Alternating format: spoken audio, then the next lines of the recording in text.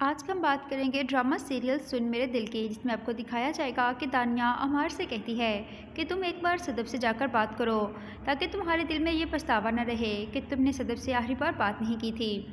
अब दानिया जब उसे मशवरा देती है तो अमार दानिया के कहने पे सदफ के घर पहुंच जाता है और बहुत ही मासूम अंदाज से उसे कहता है कि सदफ, मुझसे गलती हो गई, मैं अपने किए पे बहुत शर्मिंदा हूँ, प्लीज़ मुझे माफ़ कर दो।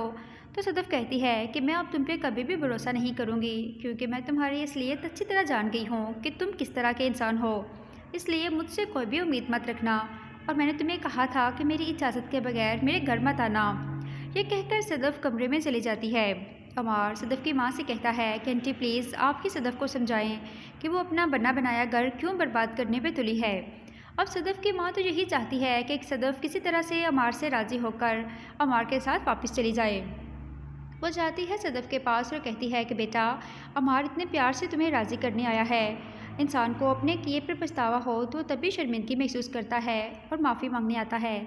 अमार अब बदल गया है, मेरे ख्याल में तुम्हें अमार से बात कर लेनी चाहिए। तो सदफ कहती है कि मैं उससे बात नहीं करूँगी। साथ की नाज़रीन आप देखेंगे कि वहाँ पे हमशा भी आ जाती है और हमशा सदफ को समझाती है और उसे कहती है कि सदफ देखो, अमार तुमसे माफ़ी मांगने आया है, इसलिए हो सके तो उसके किए की सज़ा उसे मत दो और उसे माफ़ कर दो और अपना घर बसा लो। अपनी माँ और हमशा की बातें सुनकर सदफ मान जाती है और अमार के पास जाती है और कहती है कि अगर तुम्हें लगता है कि मैं तुम्हारे साथ दोबारा चलूँगी तो ऐसा कभी भी नहीं हो सकता, क्योंकि मैं अब वो नहीं रही जो मैं पहले थी। मैंने तुमसे मोहब्बत की थी, मगर इसकी सज़ा मैं इतनी बड़ी नहीं भुगत सकती, इसलिए मैंने फ़ैसला कर लिया है कि अब मैं तुम्हारे साथ नहीं जाऊँगी। और अब तुम्हें जो लगता था कि मैं बिलाल अब्दुल्ला के साथ अफेयर में हूँ और मैं उसके लिए ऑफ़िस में जाती हूँ, तो जो जो तुम्हें अब लगता था वो सब मैं तुम्हें करके दिखाऊँगी। अमार को सदफ की बात सुनकर बहुत ही ज़्यादा गुस्सा आता है।